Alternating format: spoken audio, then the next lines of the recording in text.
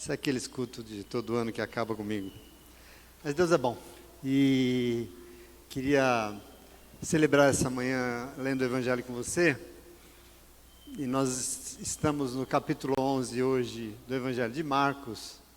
E eu queria compartilhar com a comunidade um tanto daquilo que conversamos com o Senhor essa semana, que recebemos dele em nome de Jesus. Nós vamos ler os primeiros 11 versículos do capítulo 11. Marcos 11, do 1 ao 11, um trecho que nós lemos todos os anos, um momento que a gente celebra deste domingo tão importante, amém?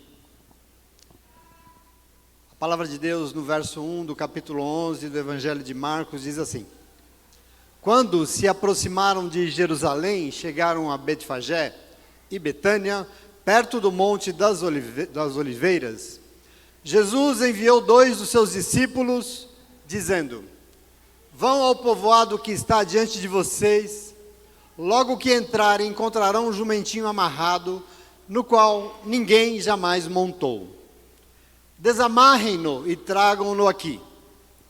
Se alguém lhes perguntar por que é que vocês estão fazendo isso, digam-lhe: o Senhor precisa dele, mas logo devolverá. Eles foram e encontraram um jumentinho na rua, amarrado a um portão. Enquanto o desamarravam, alguns dos que ali estavam lhe perguntaram: o que vocês estão fazendo desamarrando esse jumentinho? Os discípulos responderam como Jesus lhes tinha dito, e eles o deixaram ir. Trouxeram o jumentinho a Jesus, puseram sobre ele os seus mantos, e Jesus montou. Muitos estenderam os seus mantos pelo caminho, outros espalharam ramos que haviam cortado nos campos.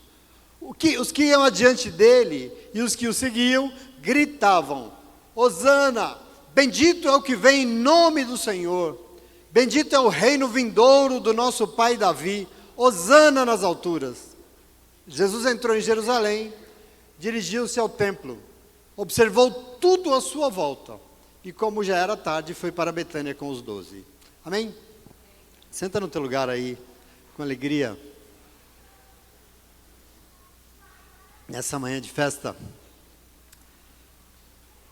Mas eu estou diante de um desafio aqui, e eu fiquei tentando meditar o que o Espírito Santo de Deus queria quando deu esse trabalho lindo, né, para o Ministério Infantil, relembrando Eunice, Lloyd, a mãe e a avó de Timóteo, e o importante trabalho que fez e foi feito para que Timóteo se tornasse essa grande referência de homem de Deus que ele se tornou para a nossa vida, até hoje, né?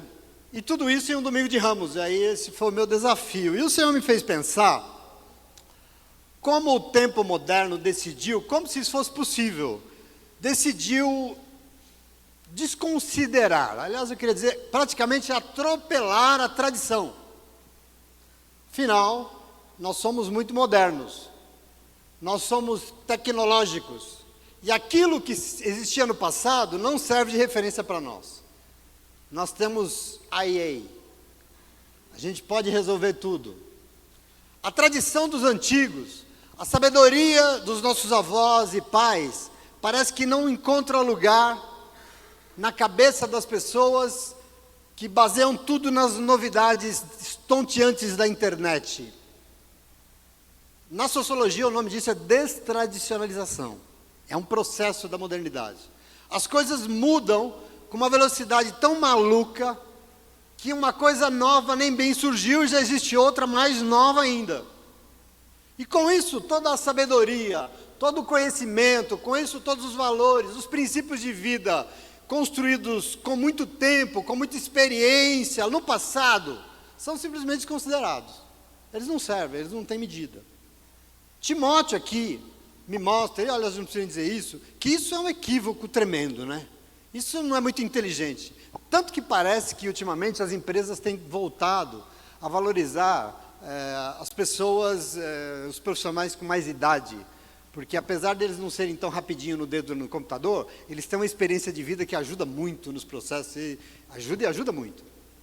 E aí, a verdade é que toda essa velocidade dessa tecnologia com todo esse foco nas novidades que surgem todo dia, vai enfraquecendo algo que é fundamental para a nossa existência, que é a importância da memória.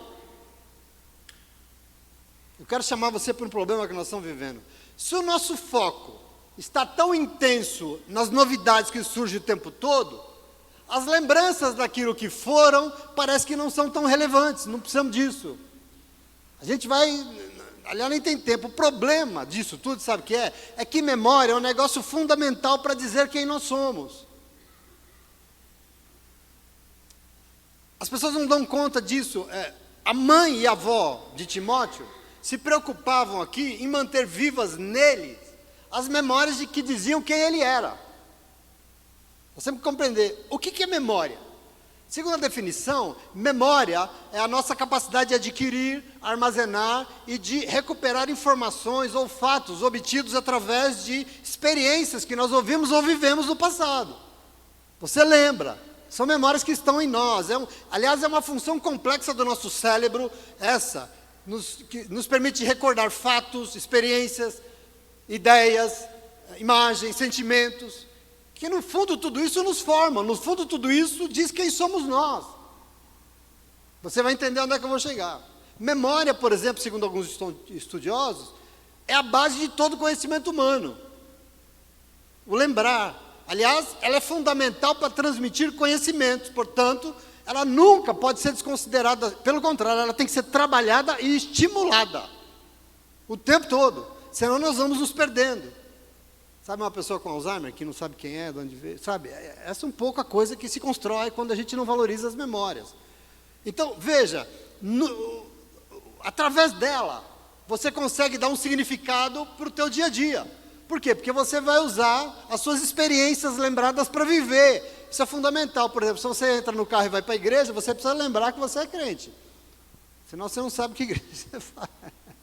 Você precisa lembrar onde é que é a tua igreja, senão você não sabe nem para onde você está indo. Fiquei pensando assim, sem maldade, tá? O Fábio acorda de manhã e fala assim, Sandra, sabe o que eu lembrei? O quê? Que eu sou crente. E ela fala, então levanta daí que hoje tem culto, rapaz. Importante, a gente precisa lembrar. Aliás, se você vai para a igreja, e aí é fundamental, você precisa então usar essa memória, porque senão, você precisa lembrar, por exemplo, quem é o Deus que você serve, porque senão você corre o risco de ir para a igreja e vai começar a servir um Deus estranho. Você nem lembra o que ele fez, quem é e quem, né? A gente vai construindo algo estranho. A capacidade de acessar e recuperar informação na memória nos permite, então, esse conhecimento para tomar decisões e para interagir com as pessoas. Isso é fundamental na nossa vida, para tudo que a gente faz. Sem memória, é impossível a gente saber, e por não saber, deixamos de ser quem somos nós. Nós não conseguimos saber quem a gente é. E pior, nós não melhoramos em nada o mundo à nossa volta. A gente não muda as coisas. Eu quero que você entenda. Agora, imagine comigo a importância disso que nós vimos aqui, da memória, para os eventos que envolvem a nossa fé. Pensa como isso é fundamental. Imagine se nós desconsiderarmos tudo que nós sabemos e lembramos do nosso Senhor Jesus Cristo. O que seria de nós? Quem seríamos nós? Veja, a nossa memória ela é formada no momento que as coisas acontecem. Quando acontece, você forma a tua memória. Mas, veja, passado o tempo, nós costumamos guardar alguma coisa, mas nós perdemos outras. O cérebro faz isso.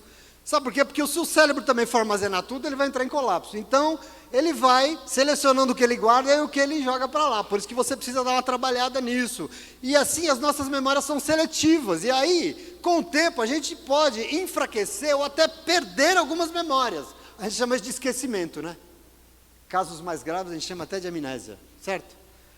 Então, para Timóteo, não se esquecer do que realmente importava, tanto a sua avó como a sua mãe, sentavam e expunham a ele as escrituras sagradas. Para quê? Para preservar as memórias fundamentais da sua fé. Entende aquilo que nós trabalhamos, que o Ministério trabalhou isso, que é importante? Para Timóteo não se perder, e principalmente para ele saber quem era o Deus que ele servia. E aqui está o problema nosso. Um problema que eu quero enfrentar. Eu penso que nos dias de hoje, aqui nós temos um problema enorme, porque nós estamos enfraquecendo memórias que eu chamo aqui hoje de fundamentais. Porque quando eu olho para o Jesus que está sendo configurado, pregado, cultuado por aí, eu tenho uma dificuldade danada de encontrar semelhança com o Jesus que eu leio no Evangelho e aquilo que o Evangelho me mostra dele.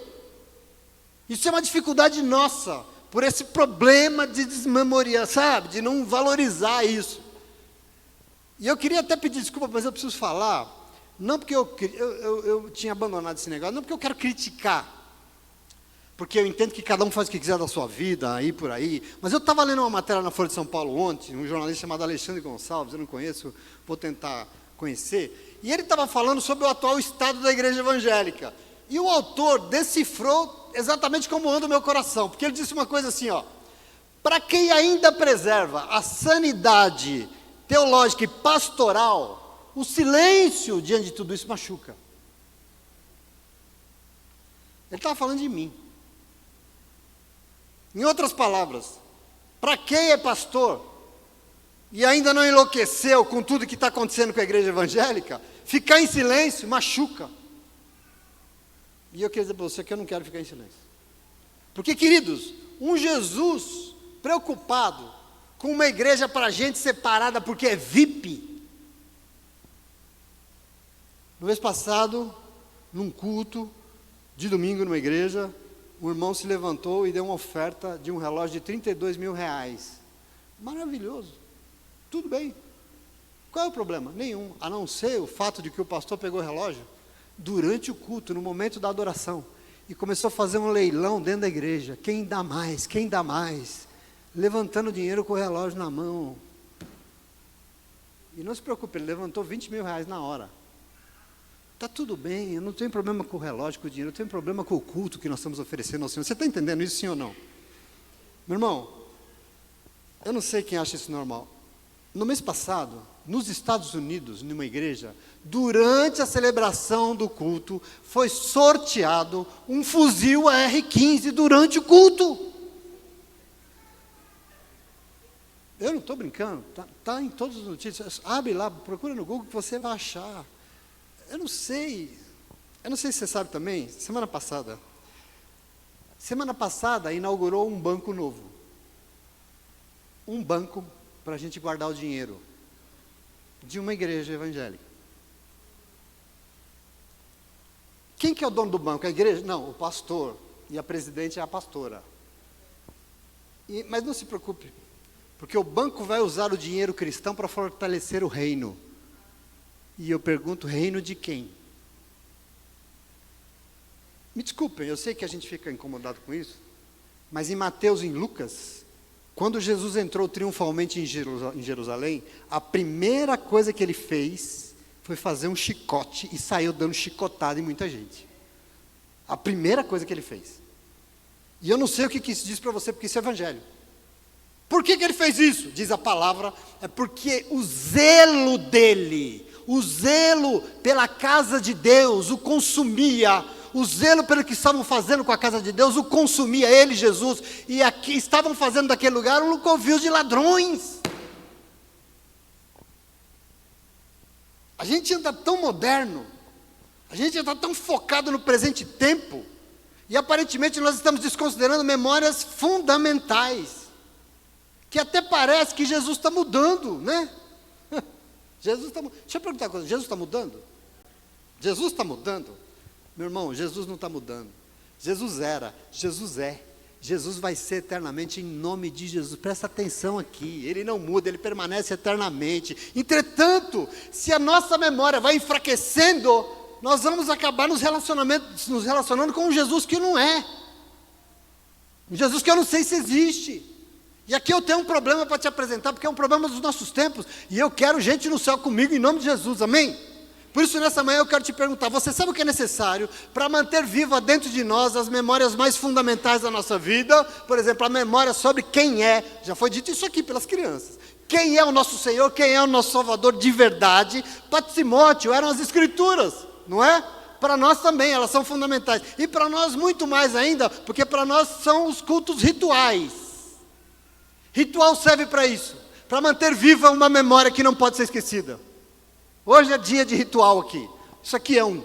E nós estamos diante disso. Por isso, querido, aqui eu quero que você compreenda a importância disso, e aqui nós chegamos na questão do nosso domingo de Ramos, porque esse aqui é um culto que nós repetimos todos os anos. Aliás, nós lemos a mesma passagem, são sempre as crianças maravilhosamente que conduzem esse culto, e ele é repetido como um ritual. Um ritual por quê? Porque nós precisamos manter viva dentro de nós a memória fundamental. Qual memória que não pode nunca ser apagada aqui? Quem é o verdadeiro Senhor das nossas vidas?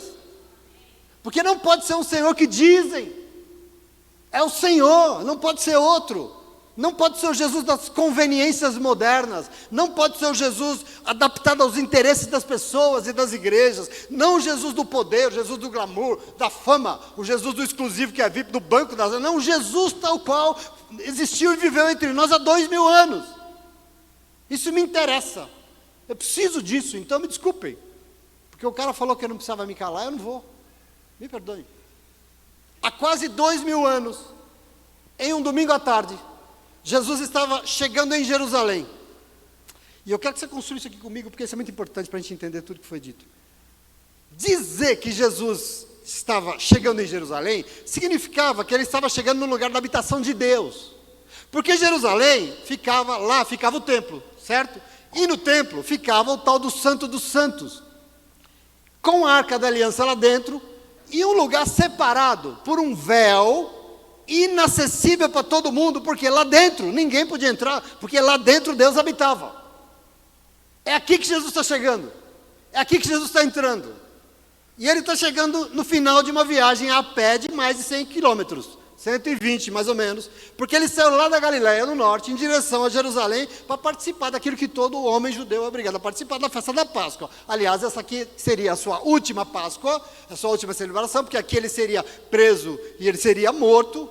E Jesus estava então no fim do seu ministério, ou seja, já passaram 3 anos e meio, e Jesus está aqui, só para você entender, fazendo a obra em Israel esse tempo todo. Ele já estava conhecido, as pessoas já sabiam das maravilhas que ele fazia, ele já estava, o nome dele já estava, Jesus já era notícia, e por isso enquanto ele viajava, uma multidão de romeiros iam acompanhando ele, uma procissão de gente em direção à Páscoa, e todos tinham no coração uma coisa, com tudo que tinham visto na Galiléia dele, esse aí é o enviado de Deus para salvar Israel, isso é um fato. Agora, o povo de Jerusalém não pensava assim, lá da cidade. Por quê? Porque os habitantes de Jerusalém não conheciam Jesus direito. Porque todo o ministério de Jesus foi exercido nas pobres vilas da Galiléia. E ele não ia, ele foi para Jerusalém pouquíssimas vezes e foi lá para morrer. Mas o ministério dele foi exercido na Galiléia. E aqui veja, o evangelho de hoje dá conta do momento dessa entrada de Jesus em Jerusalém. Agora deixa eu te dar uma notícia aqui. Veja, se há 2000 anos, Jesus está entrando no lugar da habitação de Deus, nunca se esqueça que depois dessa Páscoa aqui, as pedras do templo ruíram, o véu se rasgou de cima embaixo, o véu que separava o Senhor foi rasgado. Sabe por quê? Porque Deus não habita mais em nenhum santo dos santos separado por um véu inacessível. Deus habita o coração de homens e mulheres que o adoram em espírito e em verdade. Deus habita a minha e a tua vida. Jesus está entrando aonde nesta manhã? Nós sabemos disso, e se nós sabemos, nós temos que entender que nessa manhã Jesus está entrando, não era em nenhum lugar VIP, não era um lugar inacessível separado por um véu. Nessa manhã de ritual, nós temos que fortalecer a memória que o Senhor está entrando em nossas vidas, e por isso nós temos que estar muito atento sobre o Jesus que nós estamos recebendo nessa manhã de domingo, amém? Isso tem que ser forte dentro de nós, meus irmãos, porque os tempos modernos querem tirar isso de você, o teu Jesus, aquele que veio e te salvou, mas ele não vai conseguir não, porque nós estamos aqui hoje celebrando isso em nome de Jesus, amém? Então, em tempos de memórias enfraquecidas, em que parece que Jesus está mudando, nós queremos celebrar esse domingo para fortalecer aquilo que nos leva e nos traz de volta o Jesus de verdade, porque no relato do Evangelho, dá conta que as pessoas não estavam entendendo quem era o Jesus de verdade. Entende a confusão aqui do momento? Presta atenção, vou explicar. Antes de chegar na cidade, que todo mundo gosta de chamar santa, né? Cidade santa, mas faz isso porque não sabe que não existe cidade santa. Santo tem que ser a tua vida. E para a cidade ser santa, lá dentro tem que morar um povo santo. Mas antes de Jesus chegar lá, ele mandou 2 discípulos à frente, antes de chegar, para pegar um jumentinho que está amarrado na rua e trazer. O texto diz aqui, nós lemos, que eles vão, encontram o jumentinho como ele tinha falado, e começaram a desamarrá-lo para levar as pessoas. O que vocês estão fazendo? Vocês vão roubar o jumentinho? Não, é que o Senhor precisa dele, mas não se preocupe, daqui a pouco a gente devolve, logo a gente traz de volta. E as pessoas então deixaram eles levaram. E quando eles chegaram lá, diz o texto que colocaram mantos em cima do jumentinho, Jesus subiu nele e continuou o seu cortejo em direção a Jerusalém, montado no jumentinho. Enquanto iam, os romeiros, na frente e atrás, começaram a retirar os seus mantos, as suas, a capa em cima da roupa, estendendo o caminho, onde Jesus ia passar com o jumentinho, e retirar ramos do mato, com certeza absoluta, folhas de tamareiras, que é o que mais tem lá, não tem essas palmeiras lá, mas tem tâmara, e tâmara dá uma folha assim também, e começaram a estender os ramos, iam colocando no caminho, onde Jesus ia passando com o seu jumentinho. E aqui eu explico algumas questões. Por quê? Espalhar os mantos pelo caminho aqui era hábito para receber e empossar um novo rei. Se você ler 2 Reis, capítulo 9, versículo 13, no momento em que Eliseu empossou Jeel como rei em Israel, diz que o povo estendeu seus mantos para que Jeel passasse. Era assim que se recebia um novo rei, estendendo os mantos. E os ramos espalhados também era uma forma de ovacionar com honra, com glória, os reis da antiguidade. Quando um rei chegava, os ramos serviam para recebê-lo, aplaudi-lo. Também, uma terceira questão, é que o pedido de Jesus para ir lá buscar um jumentinho não foi feito por acaso. Ele sabia o que ele estava fazendo. Ele fez isso porque a profecia, em Zacarias capítulo 9, versículo 9, está escrito assim, antes dele, Zacarias, a profecia que Deus mandou dizer: alegre-se muito, Sião, exulte de alegria, Jerusalém, porque o seu rei vem a você, justo e vitorioso, humilde e montado em um jumento, num jumentinho, cria de jumenta. Estava escrito isso sobre ele. Não tem acaso aqui. Então, quando Jesus pede o jumentinho, ele está mandando um recado muito claro. Escuta aí, o rei prometido chegou. É isso que ele está querendo dizer. O rei prometido acabou de chegar. Então, entenda que aquele rei ali não era exatamente o que o povo esperava. Aqui está o conflito, porque eles queriam um rei, como foi lido aqui, Adai falou, um rei poderoso, um rei com um cavalo lindo, pegando em armas, para comandar Israel e expulsar os seus inimigos, né? Aparentemente, a memória do povo de Israel sobre as escrituras estava meio fraca. Porque as escrituras já tinham dito sobre isso e eles não estavam entendendo. Por isso eles reconheciam que ali estava realmente o enviado de Deus, e por isso eles cantavam o quê? Hosana, bendito o que vem em nome do Senhor. Traduzindo, Hosana, ajuda-nos, salva-nos, que seja bendito aquele que vem em nome do Senhor para nos salvar. E aí veja, esse rei que eles esperavam não era o rei de verdade. Porque eles gritavam, bendito é o reino vindouro do nosso pai Davi. Hosana nas alturas, aqui está o projeto.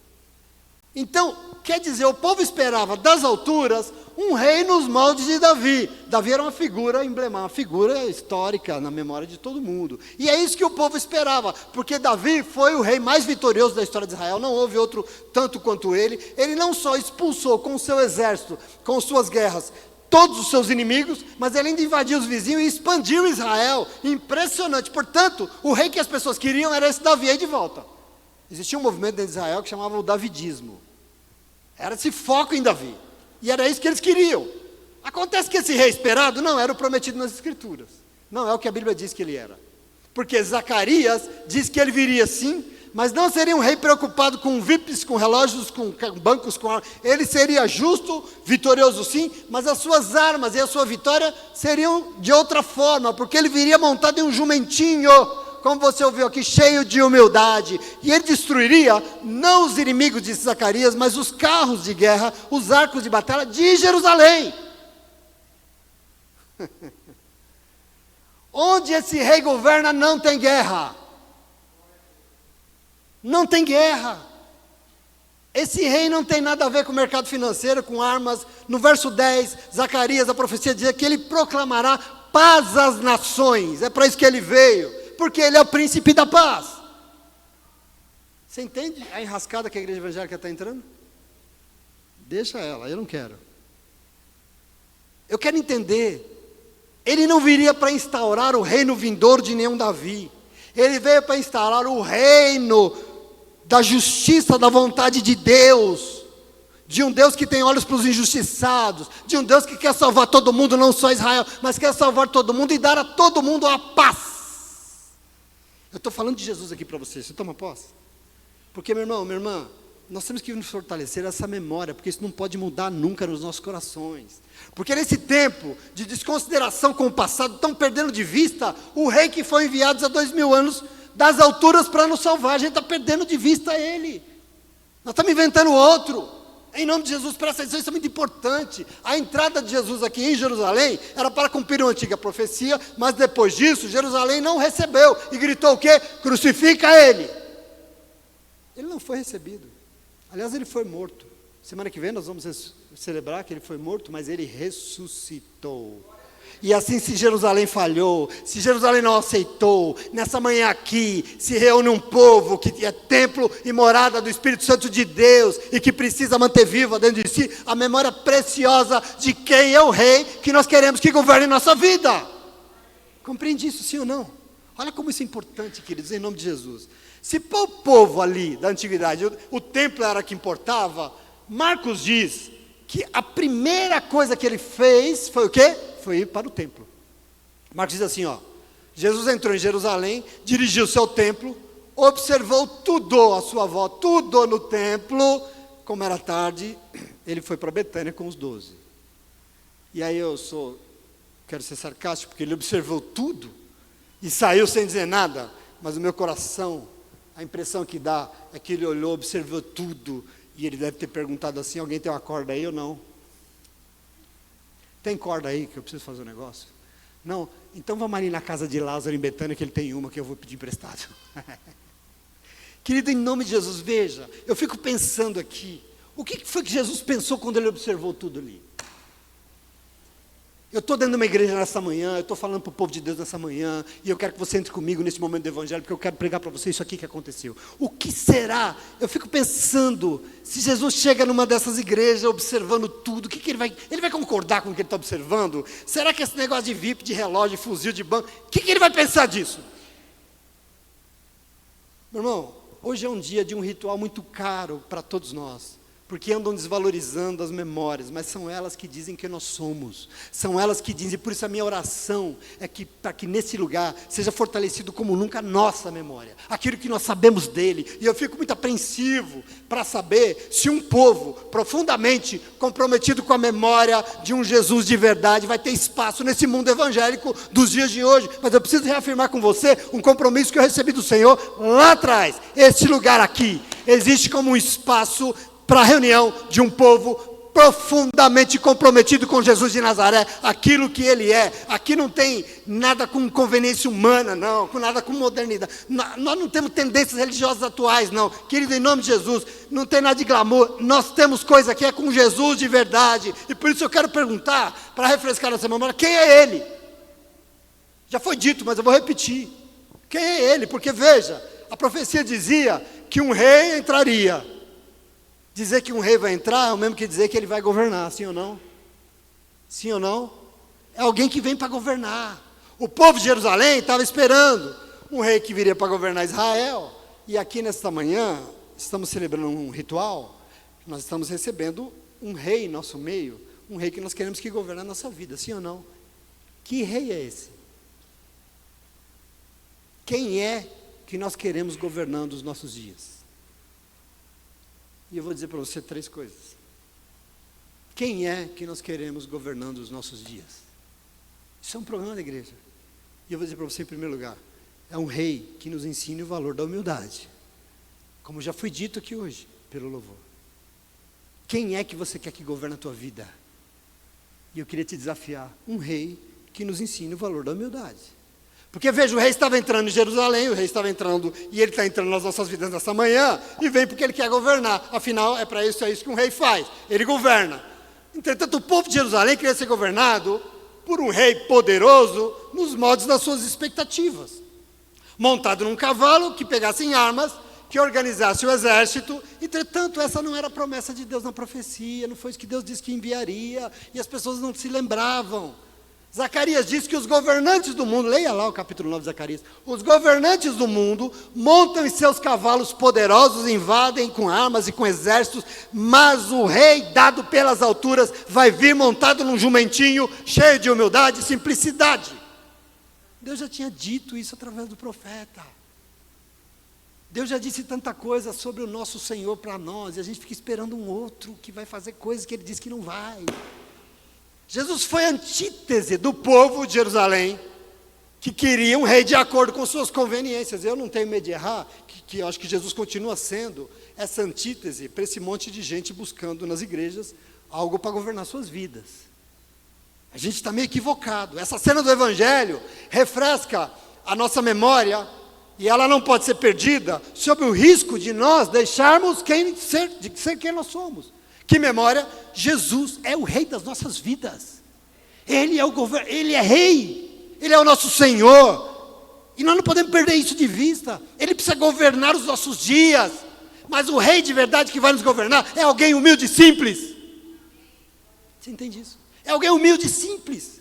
Portanto, esse projeto de glamour, de grana, de banco, de Rolex e de, como é que chama, Gustavo? Patex. Arma. Comércio dentro da igreja. Ontem eu mandei um vídeo aqui no nosso lado de Santo André. Eu tô felino hoje, estou venenoso. Tem uma igreja assim igual essa. Imagine nessa lateral aqui, ó, uma hamburgueria. Do lado, dentro da igreja, uma hamburgueria. Irmãos, eu amo hambúrguer. Eu faço em casa. Eu adoro esse negócio. O Júlio agora é um adepto, né, Júlio? Dentro da igreja, Márcio. Você está aqui, levanta, vai ali comer um hambúrguer, depois volta para ouvir o sermão. Não sei, eu fico entendendo. Esse lugar, é impossível que esse rei governe. Não dá. Não é lá. Mas se não é lá, precisa ser aqui, precisa ser na tua vida que ele governe. É na tua vida que ele quer governar. Ele quer te salvar, ele quer fazer grandes coisas, ele quer fazer milagres. Mas precisa ser ele, não outra coisa. Você compreende isso sim ou não? Eu estou sendo muito duro? Estou. Meu irmão, veja, reafirme essa memória linda nessa manhã. Eu e você somos o povo que quer ser governado pelo rei que veio das alturas para nos salvar. E esse rei que nós queremos governando o nosso dia é um rei humilde, simples, com um olhar atento para os pobres deste mundo, com um olhar atento para os pequeninos, para implantar o reino que tem foco nessas crianças aqui, nos pequeninos e nos humildes, na justiça, no amor, na misericórdia. Esse é o rei que nós precisamos neste lugar. É esse Deus que nós adoramos e nenhum outro. Não tem lugar para adorar outra coisa não, ídolo, mamão, esquece isso em nome de Jesus, amém? Presta atenção como isso é importante. Todos e todas têm lugar. Do menor ao maior, do mais rico ao mais pobre, todo mundo tem lugar, mas veja, quando chega neste lugar aqui, quando se reúne, todos e todas são iguais, independente do cargo, da posição, todo mundo aqui dentro é igual em nome de Jesus, amém? E é isso que é importante para o Senhor, porque no governo desse rei não existem privilégios, é um lugar de oportunidade de salvação para todo mundo. Quem é rico, quem é pobre, quem é milionário, quem é miserável, não importa. É oportunidade de salvação. Portanto, meu irmão, minha irmã, fortaleça em você essa memória preciosa desse rei que quer nos governar. Porque senão nós vamos estar igual em Jerusalém, na igreja, mas adorando um Deus estranho. Não, aqui neste lugar, nós somos governados por um rei justo e cheio de humildade. E esse vai ser o foco da nossa vida, em nome de Jesus, amém? Mas quem é esse rei que nós queremos governar nos nossos dias? Segunda coisa. É um rei que nos ensina a importância de ser servo.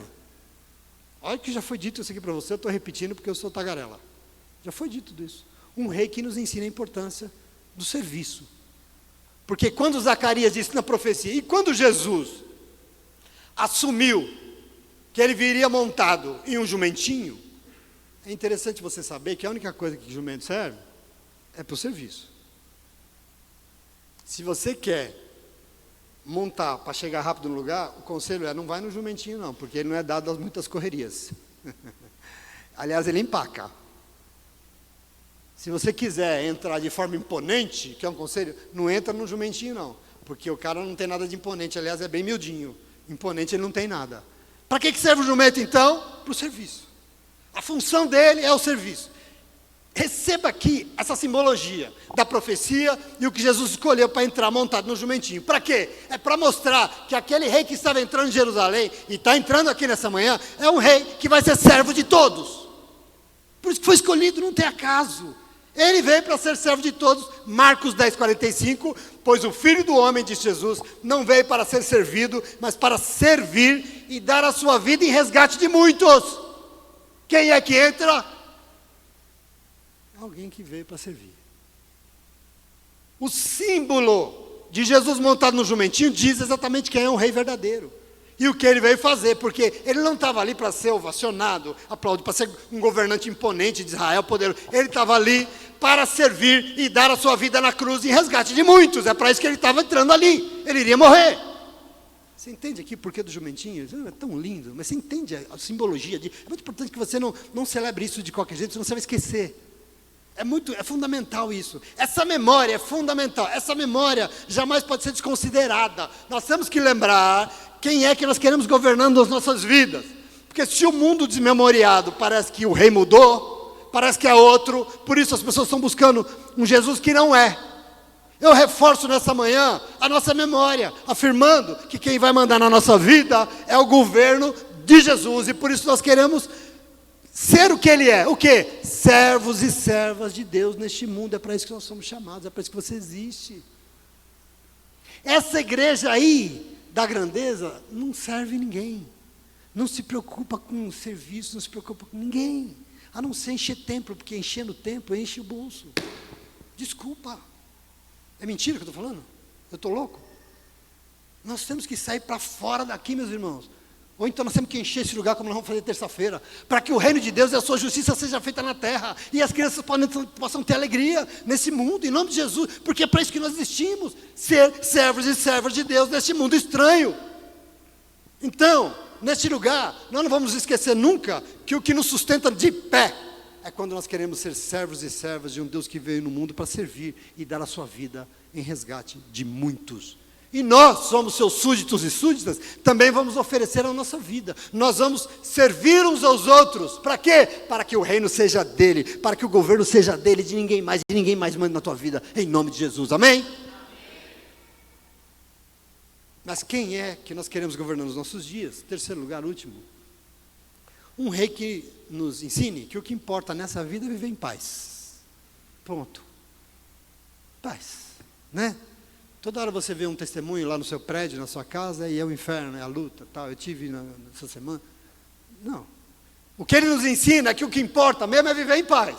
E eu digo isso porque o povo queria um rei guerreiro, pegando em armas para dar vitória para Israel. Mas o rei enviado das alturas ia ser vitorioso sim, mas a sua vitória viria através da justiça e do fato de que ele quebraria os carros de guerra, os cavalos de batalha, os arcos de guerra de Israel. Por quê? Verso 10 de Zacarias, porque ele veio para proclamar paz às nações, e o seu domínio será sobre toda a terra. Aonde esse rei governa, a medida é sempre a paz e não a guerra. Você entende isso? Você está enxergando Jesus nisso? Aprenda a comparar o Jesus que te dizem do Jesus que está no Evangelho. E eu queria dizer a você que quase todas as guerras que são travadas nesse mundo normalmente são travadas usando o nome de Deus, o nome santo de Deus.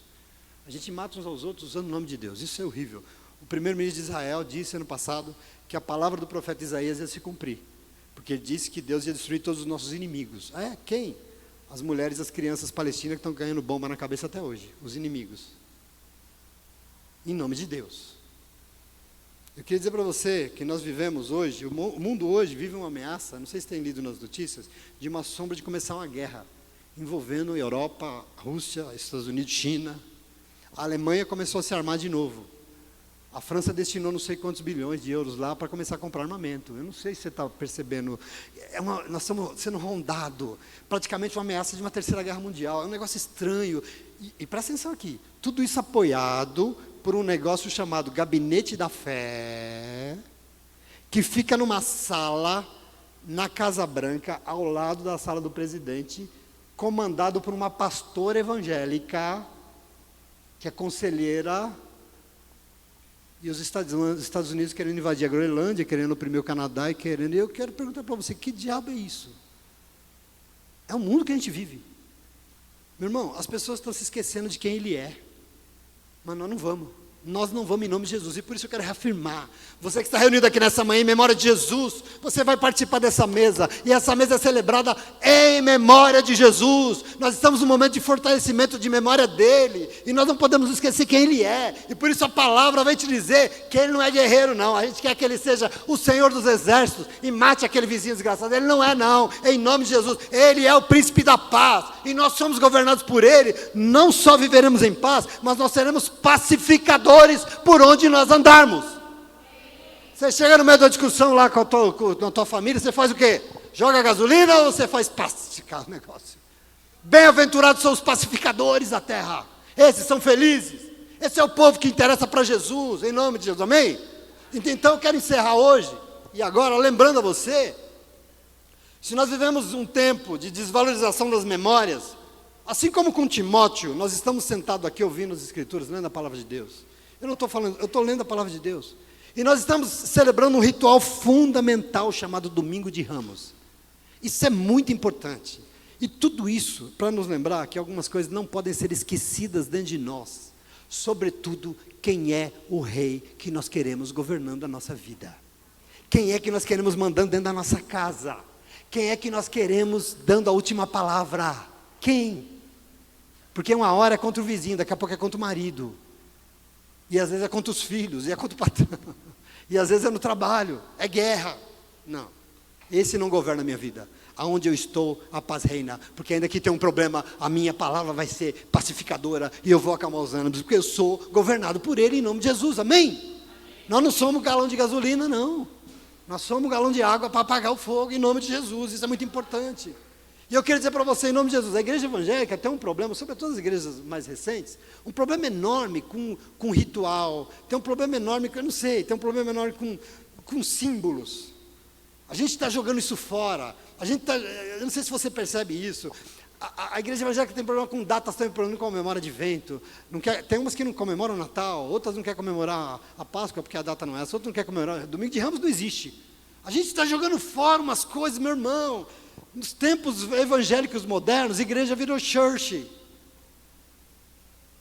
A igreja é church não, você mora onde? Lá no Ceará chama church, é isso? Que diabo é isso? Igreja virou church, altar virou palco. Altar virou palco e o púlpito sumiu, porque não tem mais púlpito na igreja. Isso aqui é coisa de dinossauro. Dinossauro usa púlpito. Mas aqui tem um dinossauro que quer adorar Jesus Cristo, e essa palavra aqui, quem profere é Ele, não sou eu, porque tem que ter púlpito aqui. Um negócio de vidro aqui, quem importa é quem está atrás, que é para ver o pregador, entendeu? Eu queria, por mim aqui eu ficava escondido aqui para você não me ver. Eu quero que você ouça a palavra de Deus, é isso que eu preciso. Púlpito não pode sumir, porque ministração virou leilão para levantar grana. Mesa então não existe em canto nenhum, porque ninguém partilha nada. Para que mesa? Não tem mesa, mesa não existe. Jesus virou coaching. Para ficar animando o auditório. Querido, em nome de Jesus, presta atenção, desculpa se essa palavra não é o que você queria ouvir nessa manhã. Na maioria delas, não é nem lembrado que existe um Domingo de Ramos. E isso faz o quê? Vai sumindo a memória desse negócio tão fundamental, de nós nunca nos esquecermos quem é Ele. Quem é que nós queremos governando. E é por isso que nós sabemos como esse domingo é importante, como nós sabemos que ela é importante, nós sabemos o quanto nós precisamos da palavra de Deus ministrada, quanto nós precisamos dos rituais, nos ajudando a não nos esquecer, em nome de Jesus, amém? Não é só a ceia, é aquilo que nós, percebe? Em memória de mim. Faça uma celebração daquele domingo cheio de ramos, para vocês nunca se esquecerem quem é que tem que governar a vida de vocês. Essa é a vontade do Senhor. Nós não podemos nos esquecer. E eu encerro dizendo, esquecer do que, pastor? Que nós servimos nesse lugar. Há um Deus que vem até nós. Ele entrou e Ele continua entrando nas nossas vidas. Para quê? Para nos ensinar o valor da humildade. Para nos ensinar a importância de ser servo. Porque não adianta de Jesus se não serve. Se não participa de nada. E para nos ensinar que o que nós precisamos nessa vida é viver em paz. Porque o que importa é paz. Afinal, Ele é o príncipe da paz. Em nome de Jesus. Amém? Você entende a importância dessa manhã?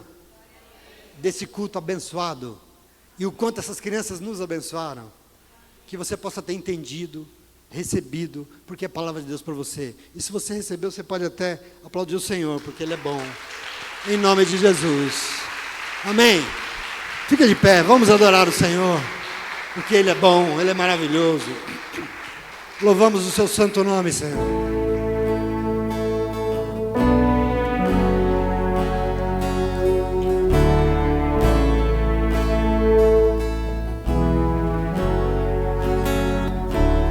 Não consigo entender o que eu fiz para merecer o rei que homem se tornou, os meus pecados suportou. Seu nome é Emanuel, o Rei dos Reis é o Senhor. Num gesto simples de amor, num jumentinho triunfou. Bendito é o Rei que vem em nome do Senhor. Toda a terra canta ao Messias. A morte não pode deter, o sangue derramado foi. Ao terceiro dia ressuscitou.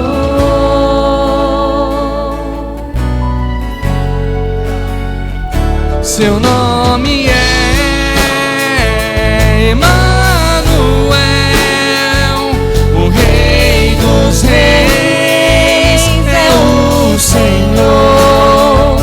Num gesto simples de amor, num jumentinho triunfou. Bendito é o Rei que vem em nome do Senhor. Toda a terra canta ao Messias. A morte não pode deter, o sangue derramado foi. Ao terceiro dia ressuscitou.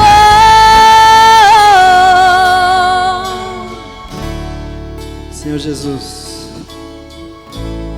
o Deus conosco,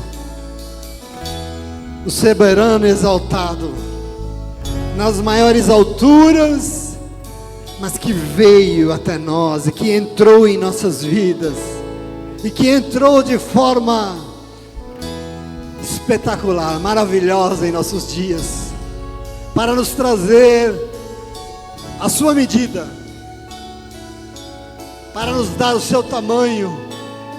Ele entrou de forma triunfal em nossas vidas, o Senhor, para ser governante soberano dos nossos dias. Nós queremos orar, Senhor, nessa manhã, plenos de alegria, de contentamento por tudo que o Senhor fez e continua fazendo quando adentra em nossas vidas, Pai. Obrigado, Senhor Jesus, porque o Senhor tem insistentemente nos dado palavras. O Senhor tem preparado um lugar, o Senhor tem preparado um povo, uma comunidade. O Senhor tem preparado uma boa obra, Senhor, para que nos envolvamos. O Senhor tem sido tão fiel, o Senhor tem sido tão presente, o Senhor tem se manifestado de uma forma tão linda. E tudo para que nós não nos esqueçamos, Senhor. Tudo para que se mantenha viva dentro de nós a memória maior, fundamental, dos fundamentos da nossa vida. Quem é o Senhor que quer governar a nossa vida de verdade? E nós queremos orar, Senhor, para dizer ao Senhor que nós recebemos sim, Pai, neste culto, conduzido por essas crianças nessa manhã, o Teu falar, a tua manifestação gloriosa nesta manhã em nossa vida nós recebemos e declaramos com a nossa voz que nós queremos que só o Senhor seja Deus, porque só o Senhor é Deus. Que só o Senhor governe as nossas vidas, os nossos lares, os nossos relacionamentos, os nossos sonhos, tudo que nós fazemos, que só o Senhor seja Rei, que só o Senhor governe os nossos dias, Pai. Obrigado, Deus, pelo teu amor, pelo teu cuidado. Obrigado por esta manhã.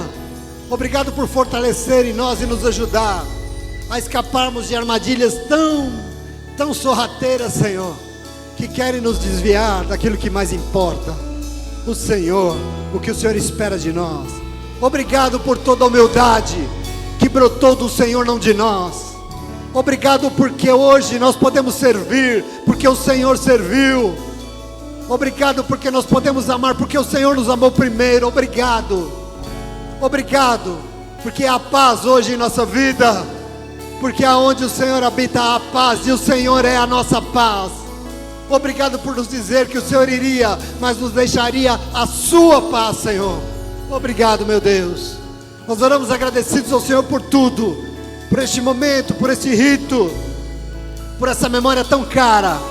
Nós oramos agradecidos por tudo que vimos aqui hoje, por tudo que ouvimos e guardamos em nossa memória, que está dentro de nós. Obrigado, porque fizemos tudo isso em nome de Jesus. O Senhor que é Deus, o Senhor que é Rei, o Senhor que reina soberano, reina sobre nossa vida sempre, porque nós te pedimos e oramos em nome de Jesus.